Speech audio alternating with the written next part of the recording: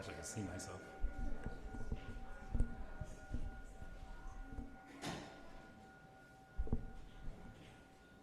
Good morning.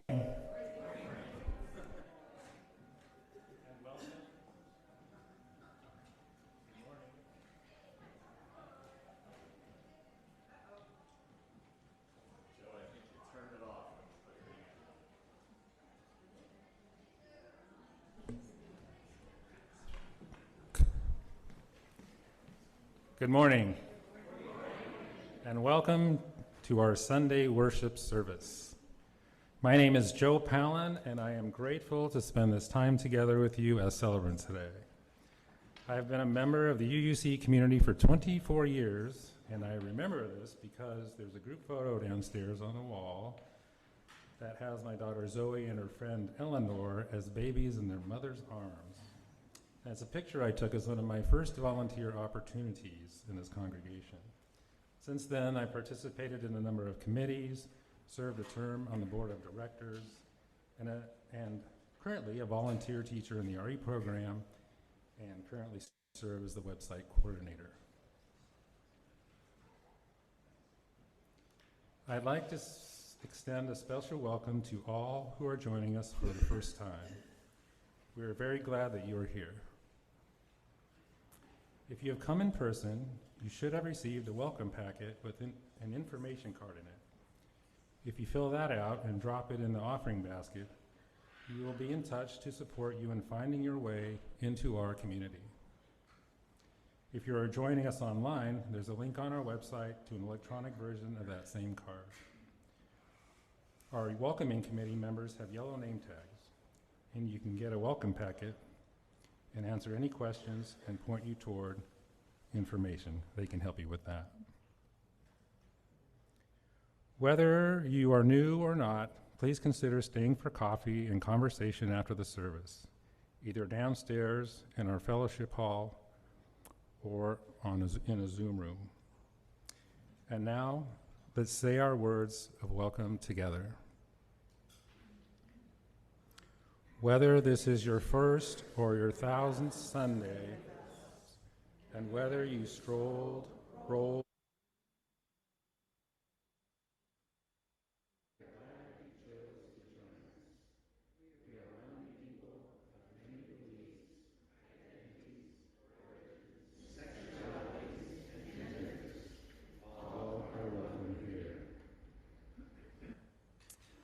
So now we will take a moment to say hello across the technical divide. First, we're going to show the people joining us on Zoom. If you're at home, please turn on your camera and please share a wave.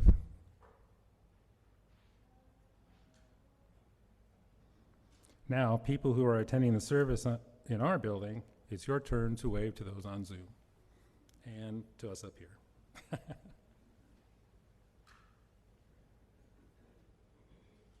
We do have a couple of announcements today. I would like to invite Suzanne up for a special announcement. Is this one? Yeah, for Mike? Hi, this is a message for Pam Arbor Green.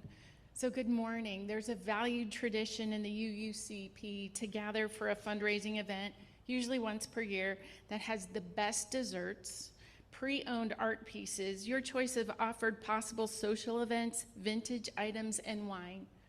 Did I mention wine? Yep, it's called the UUCP Service Auction. So mark the date, May 17th, Friday.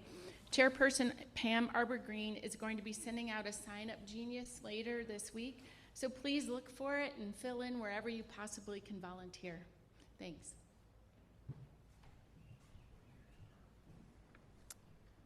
And I have a few more. Did you have an announcement, Pat? No, it's on the list. Okay. So after church today, we need to move a few playground pieces away from some fire equipment. These are big and heavy pieces, but many hands make light work. So if you can help, please join us. After the service today, also, there was cake downstairs during coffee hour to celebrate Pat First's birthday. Happy birthday, Pat. Come help us celebrate. Happy birthday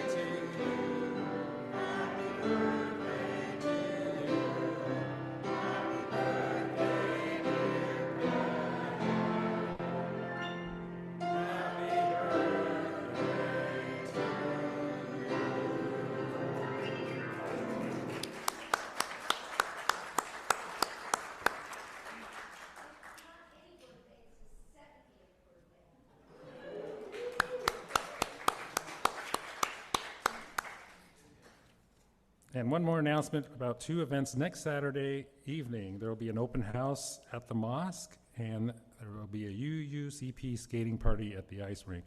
For more information, please visit our website. Here are the announcements.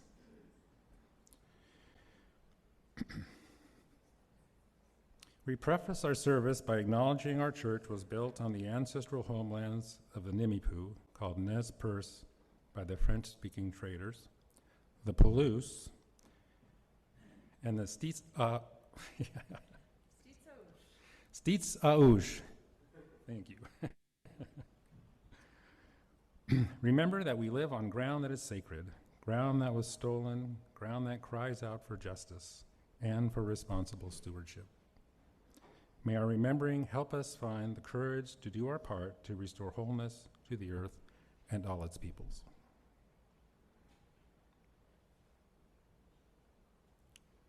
Come on forward, Frey.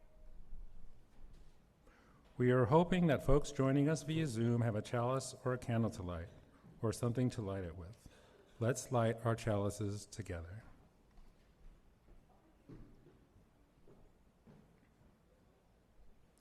In the light of truth and the warmth of love, we gather to seek and seek to share.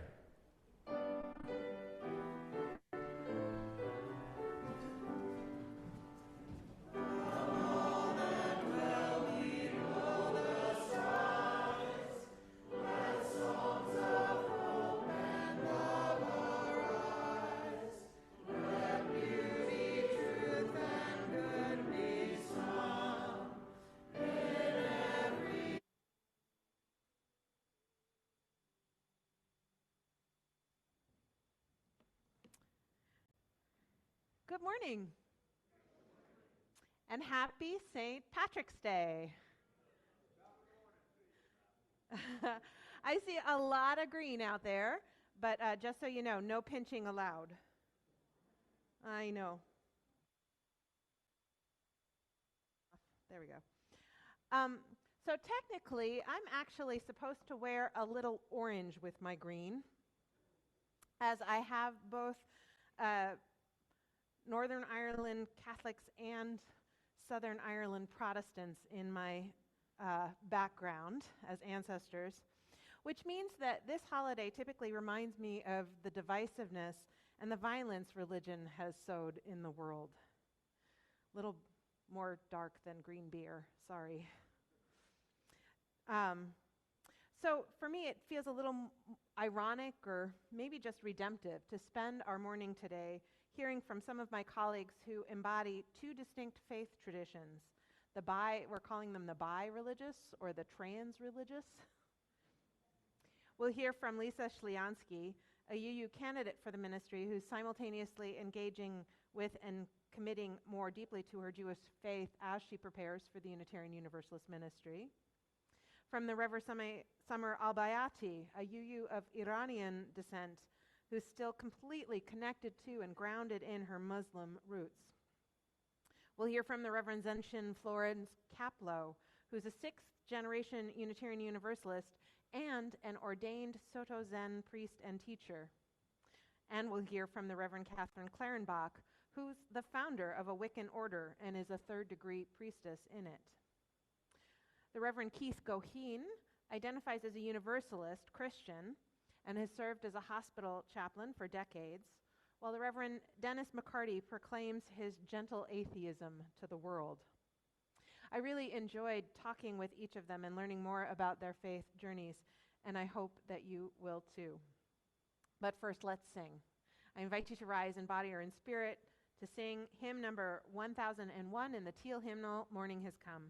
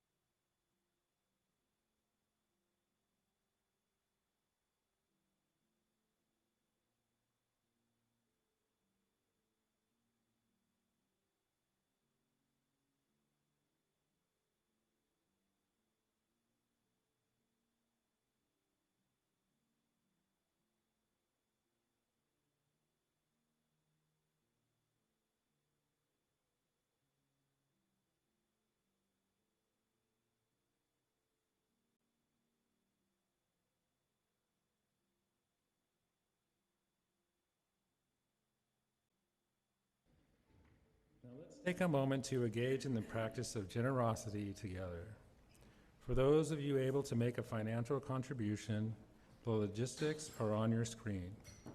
We typically give away all of the cash from our Sunday offering to local charities whose missions align with our values, a program called the Month of Sundays. This month, the recipient is Coast Transportation, a program of the Council on Aging, which provides rides for all citizens who need access to basic necessities or activities, enhancing the quality of their lives here on the Palouse and beyond. To donate, please indicate Month of Sundays on your check or from the online drop-down menu. In the spirit of love and for the continuing work of this church, we will now take some time to practice generosity together.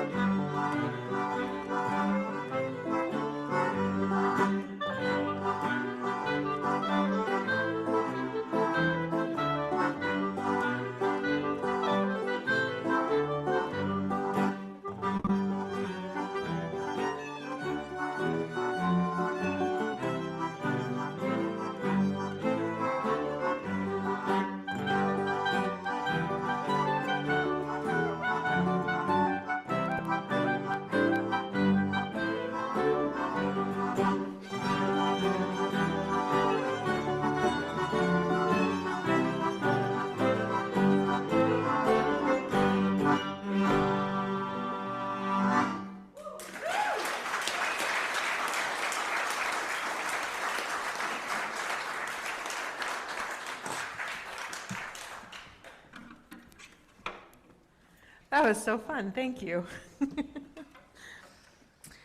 So, to create today's service, we had to sift through nearly 5 hours of interviews to create the videos we're about to share with you.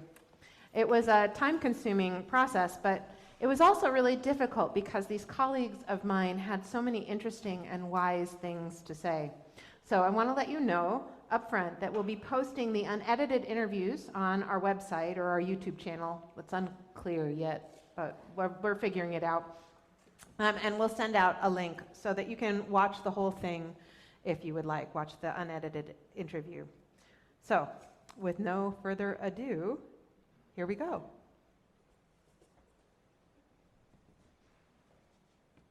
I am Reverend Zenshin Florence Kaplow, and I'm a Unitarian Universalist minister in full fellowship and also a Soto Zen priest and teacher. All right, well, thank you. Keith Goheen. I was ordained and fellowshipped back in 1999 So this is year 25 for my ordained ministry, of course, preparation and all that before that. I am the lead chaplain at a community hospital. Well, actually, we're growing into a community health care system in southern Delaware, and have been here 18 years. I'm also a board certified chaplain, so I have the clinical credentials that one should have to do the kind of work that we do in a healthcare setting. Hi everyone, I'm the Reverend Summer Leati. I use she, her pronouns, and I am Congregational Life Field Staff for the Pacific Western Region at the UUA. It is good to be with you. So my spiritual journey, I have to reflect on sort of my spiritual journey to Unitarian Universalism as a Muslim, and I believe that I embody both. I'm a Muslim and I'm a Unitarian Universalist. My name is Lisa Shalansky. My pronouns are she and her. I live in Philadelphia, and currently serve as the intern minister at the UU Church at Washington Crossing outside of Trenton, New Jersey. And I am a candidate for UU ministry.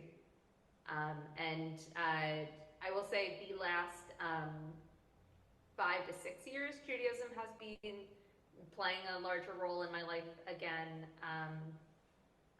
Somewhat courtesy of my spouse, who was also raised Jewish and in their case Quaker, and introduced me to their Reconstructionist synagogue, which was really my way back into Judaism and a really incredible branch of Judaism, and fed me in ways I hadn't been fed by Judaism in years. And I found myself sort of simultaneously going deeper into Unitarian Universalism as I was starting to consider seminary and starting down that path, and I became a member of my synagogue in 2021, and have just been doing a lot of a deeper dive in that, kind of simultaneous with the call to ministry, and am currently pursuing B'nai Mitzvah with a cohort of other adults who are doing that process. Yeah, okay. Well, my name's Dennis McCarty. I do the Gentle Atheist page on Facebook when I remember to. And I will say I'm a shaggy dog story waiting to happen. So again, you may have to edit. No, the first thing I need to do in introducing myself is maybe explain why I'm wearing sunglasses. Because I'm not trying to look like Joe Cool hanging out by the Student Union building. I actually have a couple of minor disabilities, and one of them is light sensitivity. So if I don't want to get split in headaches after about the first 10 minutes, I have to wear sunglasses for doing Zoom.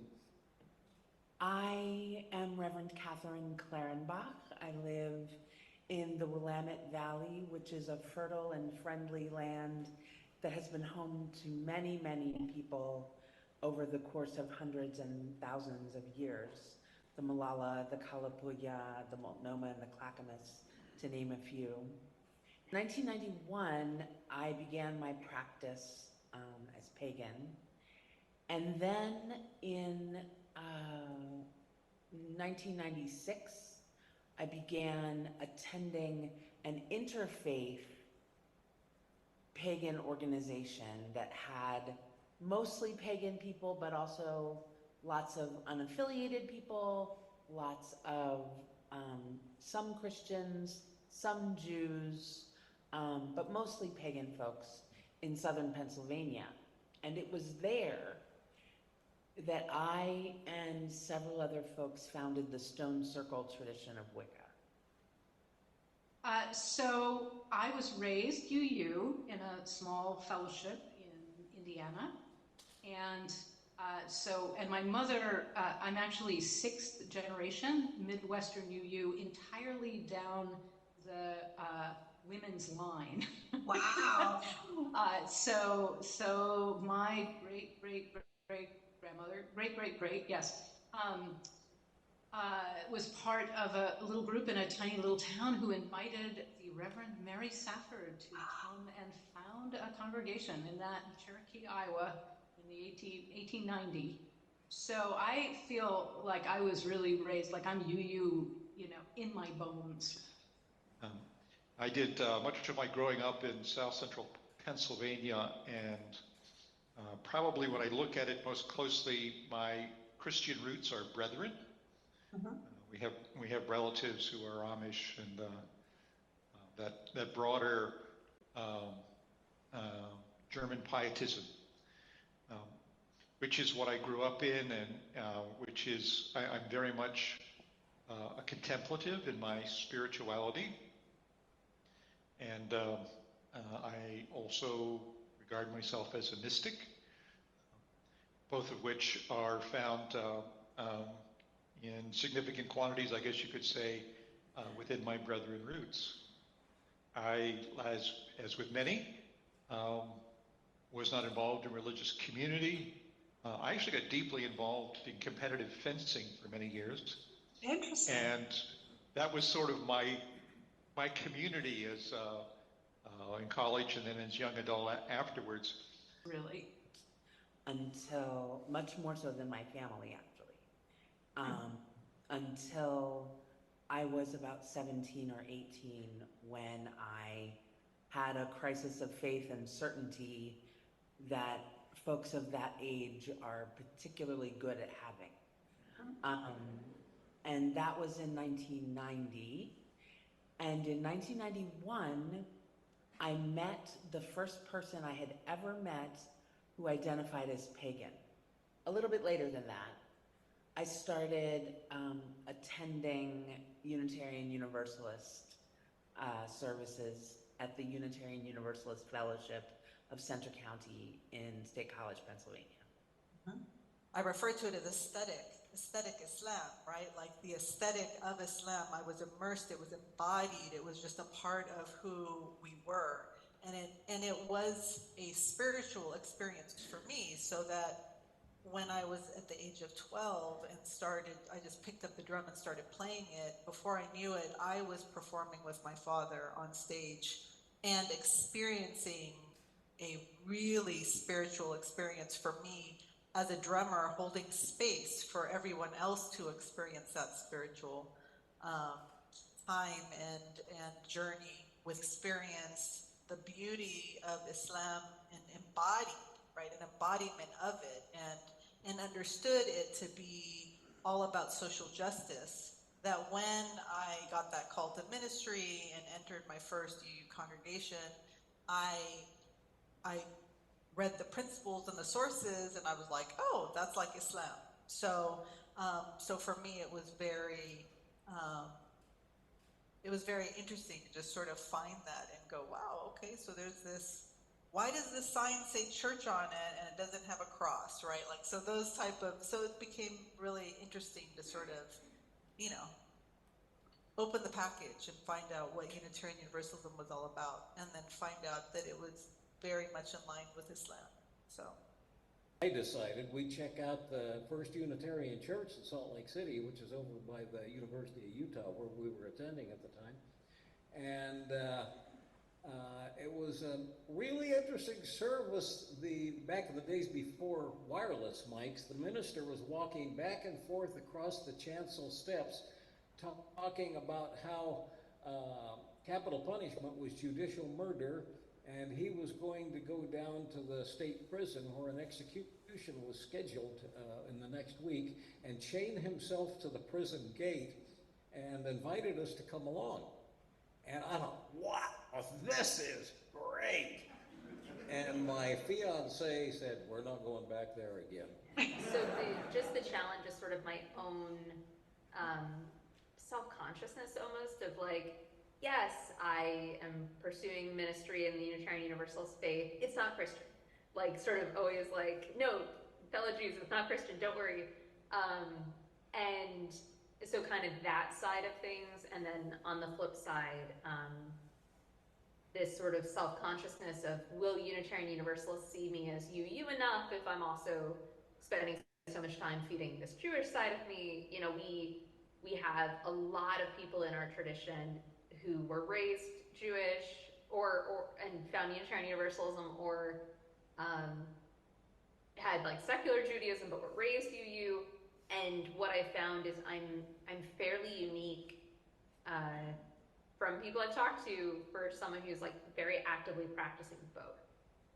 A friend asked me, who's also a practitioner, Buddhist practitioner in seminary, are you, what do you feel? Are you like 60-40 Buddhist in UU, 20-80? Like what's the proportion? And just clear as a bell, I said, no, I'm 100 and 100. Yes. There's no difference. For me, it's literally that for me to be a UU minister is an expression of my vows as a Zen Buddhist priest, and to be a Zen Buddhist priest and to live a life of service is exactly what I was taught by my mother, who knew nothing.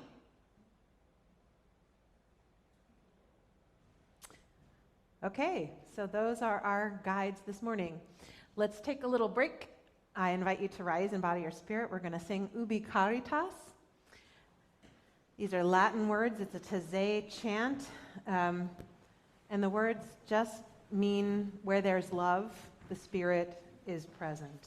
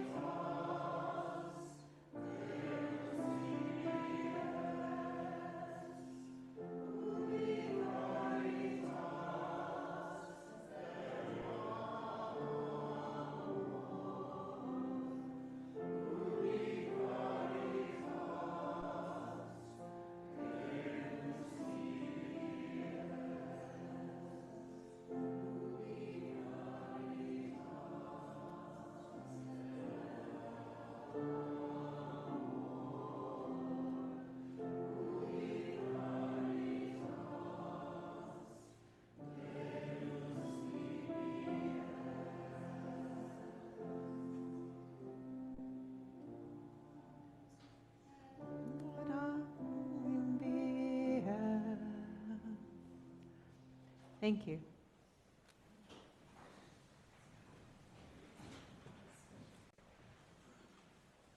And so I came into Unitarian Universalism already with an orientation that was very much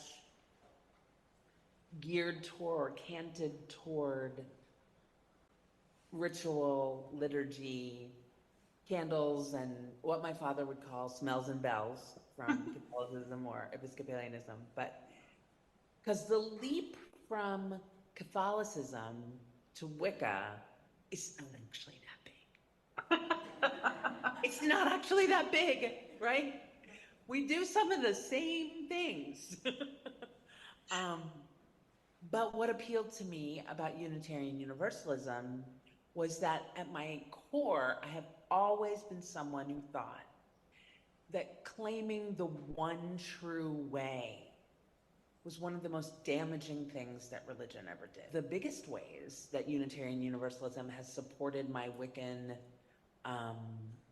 practice have been in what we call the pathway of the North, or the green pathway, which is the pathway of the person who goes to meetings, who who understands what it means to live in community together and how to be together in community as we struggle with conflict, transformation, and the desire to live in love together. And Unitarian Universalism also has our struggles with that, but also has just gems of understanding about how to be together. And When I became the president of the Board of Trustees of Stone Circle Wicca, I found that my UU experiences, working in congregations particularly, were very, very helpful and very, very supportive. And I think I don't always remember that that's where and how some of that learning has come to me. So Unitarian Universalism was accessible for me right off the bat because of the Unitarianism in ways that Christianity wouldn't be. So the our honoring of the human Jesus rather than a divine Jesus was kind of my way in. And it's really interesting. Unitarian Universalism, especially through seminary, has given me theological language that I didn't have. And I love our liberal religious tradition that is so rooted in questions, in inquiry. I see that as very connected to Judaism, to sort of the traditional rabbis in the 1800s of just asking the questions and the questions. And so I love that both traditions are really rooted in there is no one right answer. Like, it's all about the journey and the seeking. Yeah, the richness of you know, not exactly knowing what there is, but really, I think both traditions privilege study in a way that I really appreciate, and just get really excited about the search for deeper answers and that nature. Agnosticism and then later atheism just seemed to work better for me. So, but one thing I emphasize is that's just a belief or a non-belief, and I do come out right out and say that religious belief or non-belief to me has nothing to do with living a religious life. But I did feel compelled to try to make room for the various forms of spiritualism, including Christianity in the church, because we do have Christian members. That church even had a couple of Trinitarian Christian members, which are not unheard of. Rebecca Parker, probably better than I do. So to kind of make sure that space was created for them to evolve, not just the folks that, of course, you're a minister too, and you probably know about doing that dance, that everybody needs a little space created for them to evolve, not just me.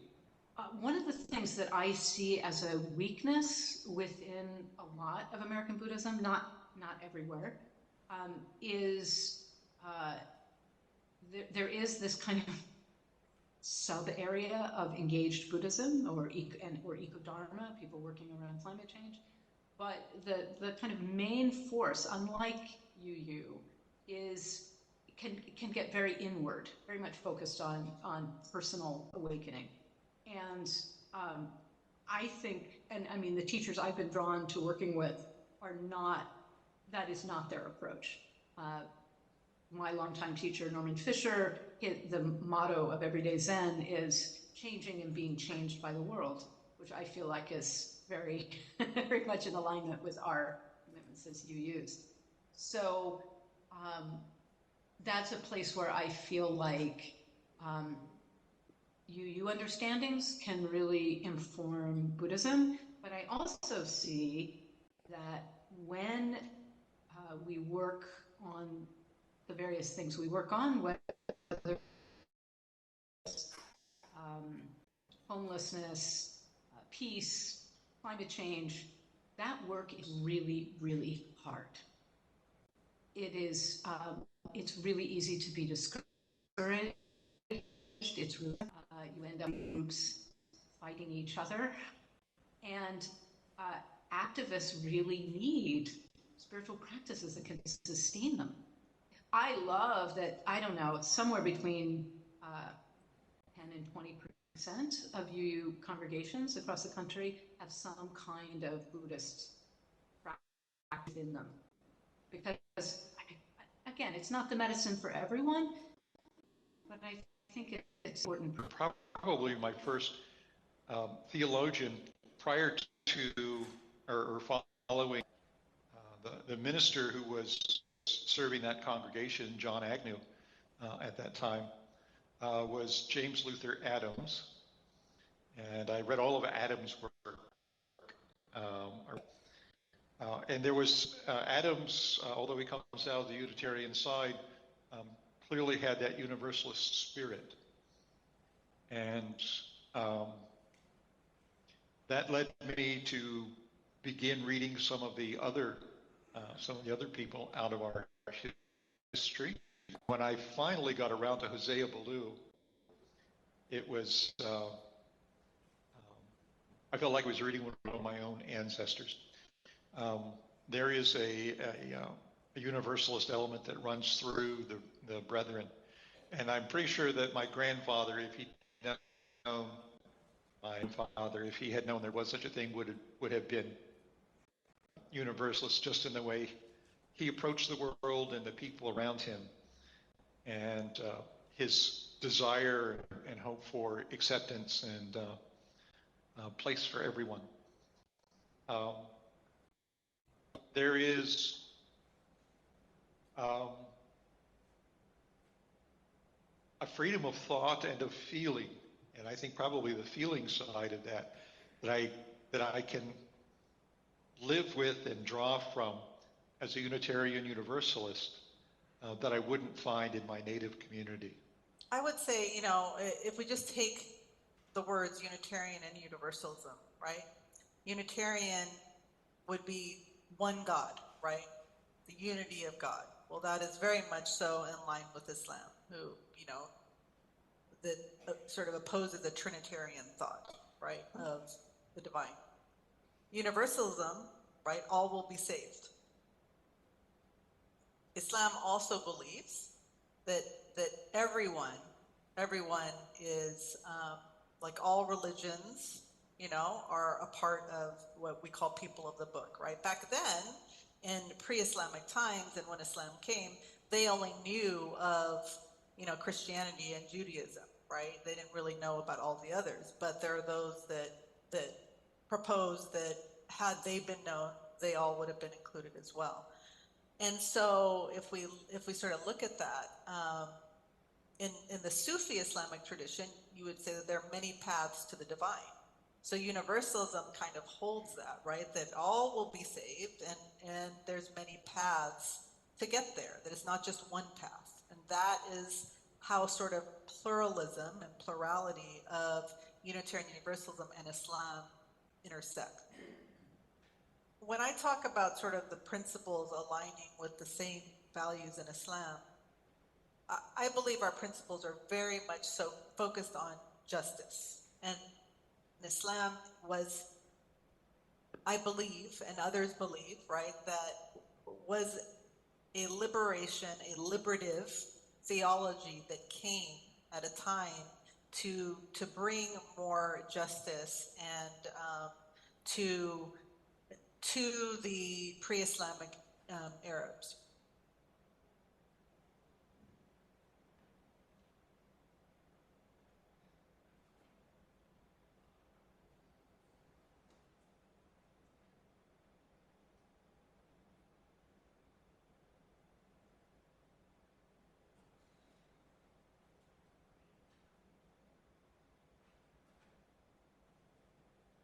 Let's sing together hymn 1031.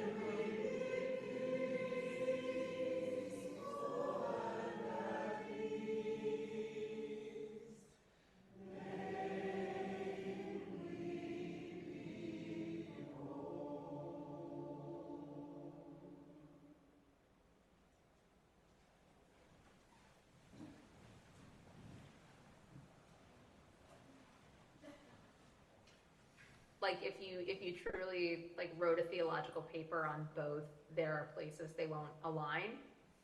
Primarily our Christian heritage. So, you know, as you know, like some early Unitarians did see Jesus as divine, but just not of the same as God, like seeing separate verses, one, and like not a Trinitarian God, but still elevating Jesus in a way that would obviously conflict Universalism take on a early Universalist take on heaven. Judaism has a very different take on the afterlife, primarily the we can't know, who knows, versus like the certainty.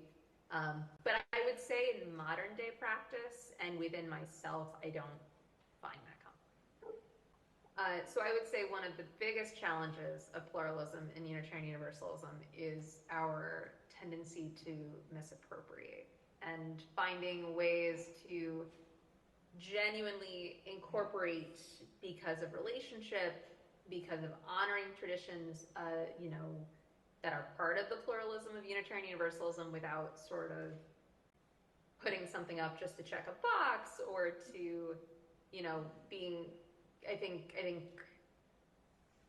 as ministers, as future ministers, we always have to ask, you know, why am I doing this, and who is this for, and who's in the audience, and is this just, you know, how to represent many views while also sort of having space for like one representation, and just the complexity of bringing multiple voices in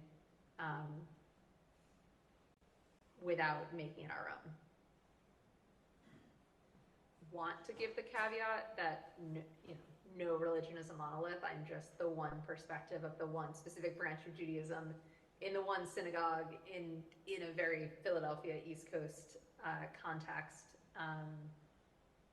Yeah, so this is my journey. This is my experience wearing these two hats. But you might speak to many. I know you're not, but you might. If you were to speak to many other UU Jews, you might get a very different story. And so I think where things can sort of hold tension and are in ways in which Unitarian Universalists don't necessarily learn about Islam or go to more orthodox ways of Islam being practiced in this country, right? So instead of reaching out to Muslims that are a part of various groups, whether they have a mosque or not, that are more progressive in line with Unitarian Universalist values, right, that we purport are more progressive and liberal, right? Islam is being practiced out there, just, you know, Muslims are not a monolith, just like, you know, Christians are not a monolith, right? Just like those who practice Judaism or paganism or Buddhism, right? They're different sects and different ways of practicing it. And so I think where tensions lie is when Unitarian Universalists don't seek to understand Islam from different perspectives. Right? I also have to recognize that as somebody who's also Arab, right, from, you know, descended from Arabs in Iraq, right, that there is a long history of a socialization process that has occurred in this country in which the media has played a part to shape people's views of Muslims and Arabs in particular. And so that's why we see a lot of anti-Arab, anti-Muslim, you know, Islamophobia, all of that present, and even present within our congregations, in that we may not want to learn so much about Islam or even recognize that there are very progressive Muslims out there. Well, let me express it this way. You're probably familiar with the term new atheist. Richard Dawkins and Christian Hitchens and that crowd, and I like reading a lot of what they do. I mean, Scientific American is one of my just very favorite religious magazines. There's a lot of insights in there. But I'm not mad at anybody. And what I mean by gentle atheist is that I am perfectly fine if the person in front of me is a theistic Christian. When I say gentle atheism, let somebody be who they are. You know, if they're up in the night on some social policy, that's one thing. You know, if they hate transgender folks, we need to have a little conversation. But if they love everybody and love Jesus while they're at it, good on them. You know, so that's what I mean by gentle. Okay, I am not going to define my goodness by somebody else's badness. Okay, that my atheism is good for me, not because Christianity's awful, but because it's good for me. We have some, we're a young tradition, right? People will tell you otherwise, but Wicca came about in the early mid part of the 20th century. Our work harkens back to and links with very ancient traditions, but Wicca as Wicca is pretty new, much newer than Unitarian Universalism is. And so UUs coming into Wicca sometimes find that they're unfamiliar with a tradition that has, you know, in one of our liturgical statements, the goddess says, "All acts of love and pleasure are my rituals." There is this kind of deeply embodied, you know, immanent sense of human life, human potential, the divine, the world, everything is seething with life in existence. I'm a very juicy person. And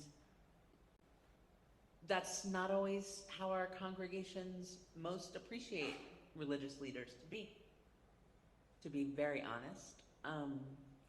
And at the same time, though, I've found preaching is a joy that I miss when I don't do it, and I love every time I do it. And I preach from a pagan perspective, right? So sometimes there's a challenge there of folks feeling a little shift depending on what they're used to in a given congregation, right? But I preached in early February a few years ago on the goddess Bríd, associated with Saint Bridget in Ireland, and talked a lot about sort of things you may not know about the second most important saint in Ireland after Patrick. And this goddess, Bríd, who she's sort of springs from. And people said, well, we've never had a sermon like that. And I'm not sure precisely what that meant. I have, but I'm not sure precisely what it meant. You know? It's just not in our, in some of our congregations, it's not the lingua franca of how we come together. It's not the common language. And so bridging language has been really an important part of being in either space when I bring something across.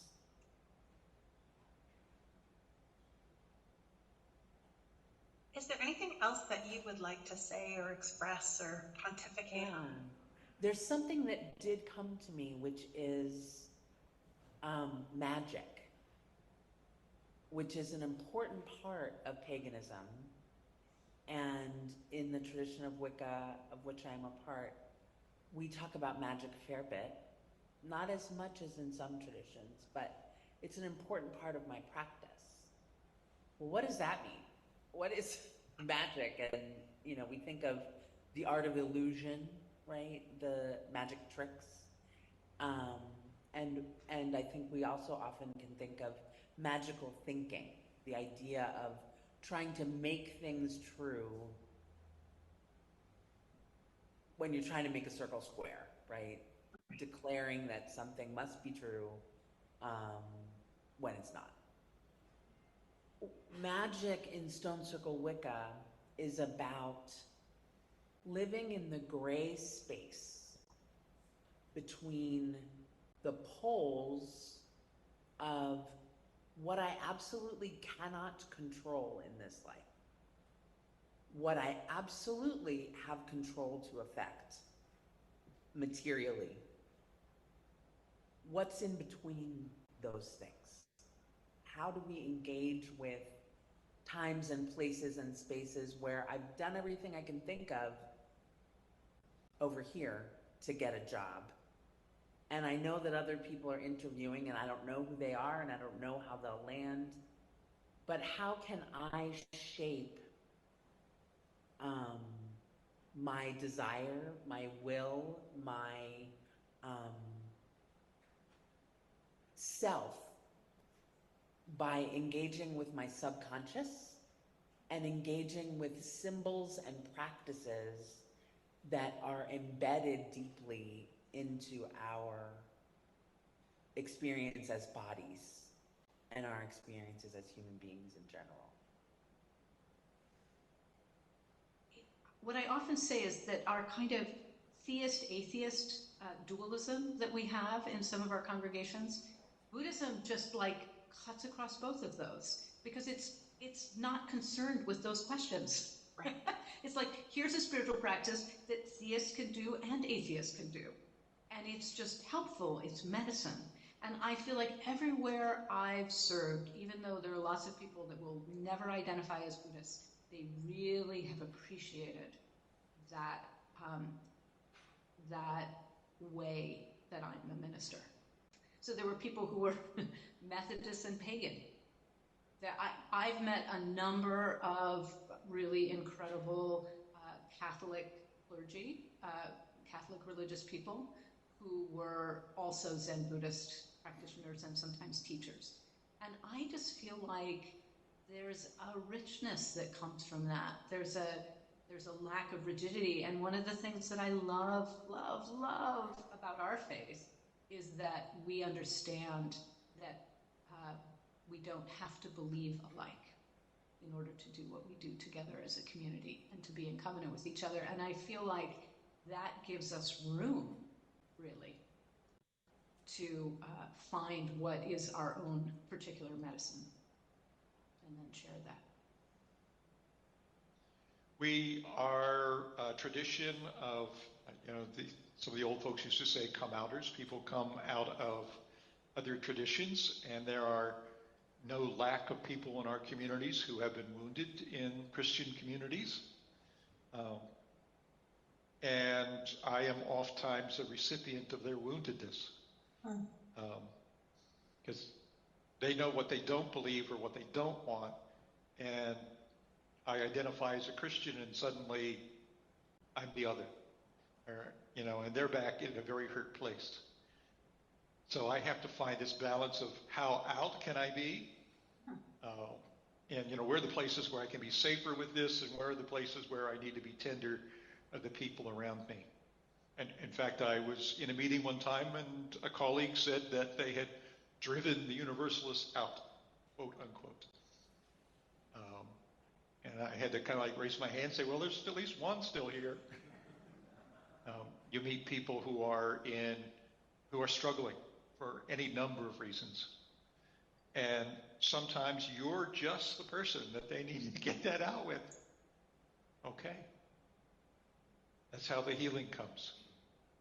Sometimes it hurts, but that's what we do. It is, I find time and time again, a humbling practice because I can't do it alone. I cannot do it alone. That's why I need community.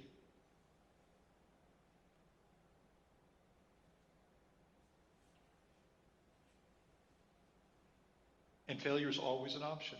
You know?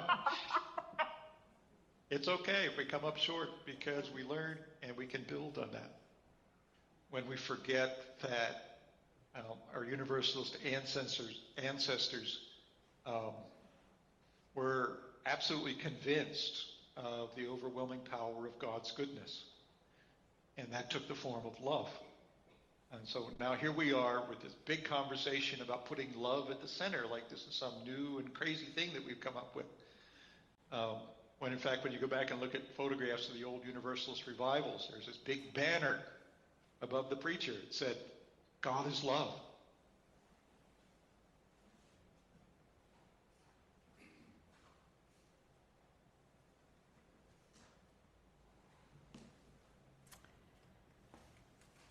For today's musical benediction, we're going to sing together Jason Shelton's All Lifted Hearts. This piece is taken from a larger work called Sources, a Unitarian Universalist cantata. This is the third movement, subtitled Wisdom from the World's Religions, which inspires us in our ethical and spiritual life. It includes readings that interpret the Golden Rule through the lens of all world religions or other world religions, alternating with a sung congregational response. So this means you have to sing. I'll cue you when it's time to sing, but you'll also notice that the words will show up on the screen. So no words, don't sing. Words, sing. So let's practice together the melody. Can you show the lyrics? Okay. It's pretty simple. It goes like this. Many windows, one light, many waters, one sea, all lifted hearts are free. You're going to sing it lots of times, so we're not going to practice it a ton. At the end, we're also going to chant together. And most of the words are pronounced just like they're spelled, so they won't be difficult, with the exception of the middle one on the last line, which is patso. Could you repeat after me? Patso. Patso. Anyone know what language this is in? Any guesses? Esperanto. Esperanto. So let's practice these words that we're chanting. Could we put that slide back up, please, Alex? I'll say one, you repeat after me. Shanti. Shanti. Shalom. Shalom. Hasiti. Hasiti. Salam. Salam. Hewa. Dohiyi. Pax. Patso. Mir. And the rhythm goes like this. Shanti, Shalom, Hasiti, Salam, Hewa, Dohiyi, Pax, Patso, Mir. Okay? It'll make sense when we do it. The choir's going to sing everything first. I'll cue you. You'll see the words up on the screen. And at the very end, we're going to whisper the word peace together in our own rhythm, all at our own pace, and we're going to keep doing that until we stop. You ready?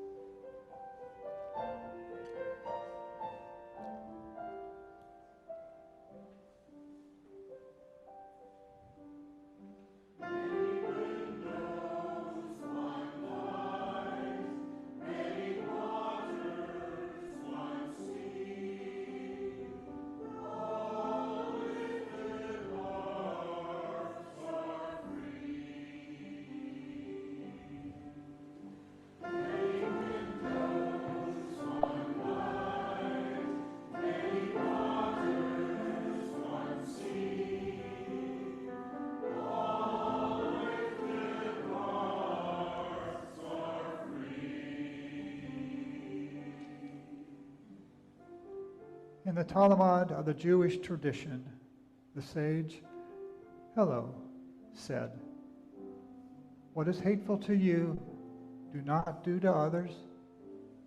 This is the whole of the law. All the rest is commentary. In the Hindu legend of the Mahabharata, the divine Krishna declared, "This is a sum of duty. Do nothing unto others which cause you pain if done to you." It is written, it is taught, may it be so.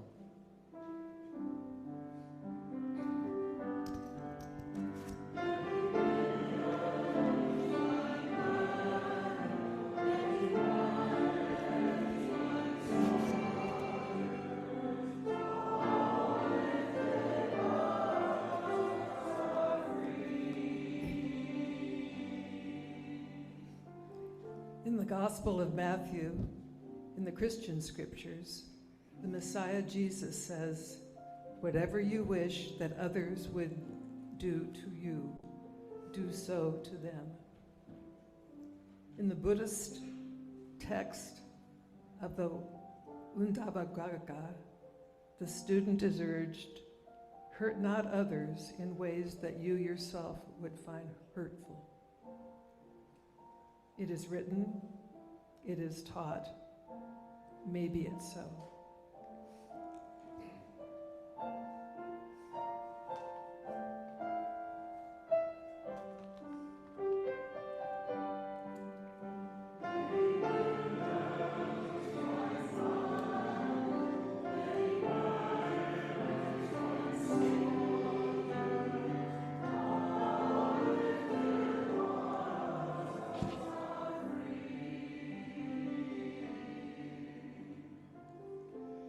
In the Muslim hadith of al-Nawari, the Prophet Muhammad teaches, "No one of you is a believer until he desires for his brother that which he desires for himself."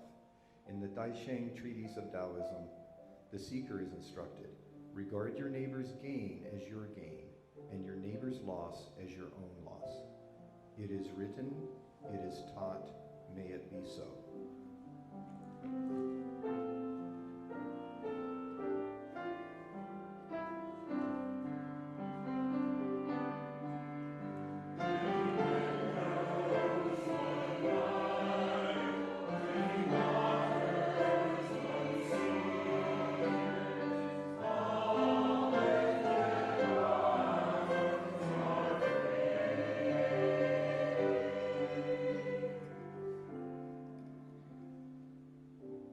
In the ancient wisdom of Shinto, there is a saying, "The heart of the person before you is a mirror.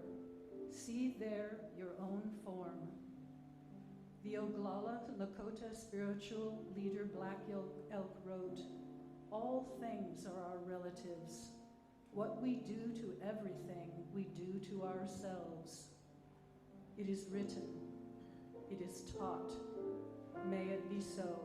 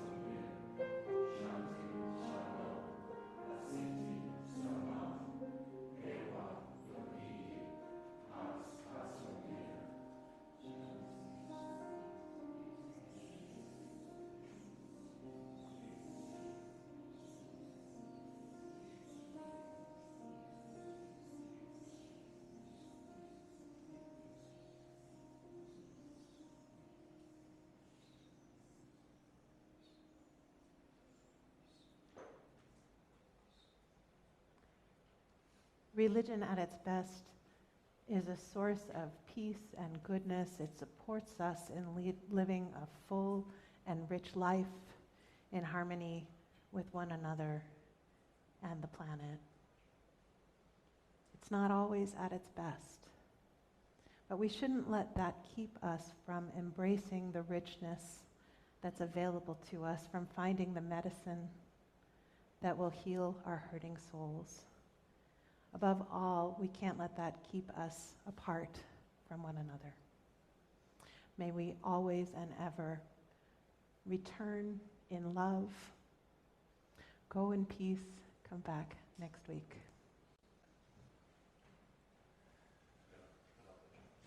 What? Oh, the chalice. Okay. Say with me the words to put out our chalice. Do you want to put it out for me? Thank you. We extinguish this chalice that it might glow gently in our hearts. May it light our paths as we leave this place. May it guide our way until we are together again. Go in peace.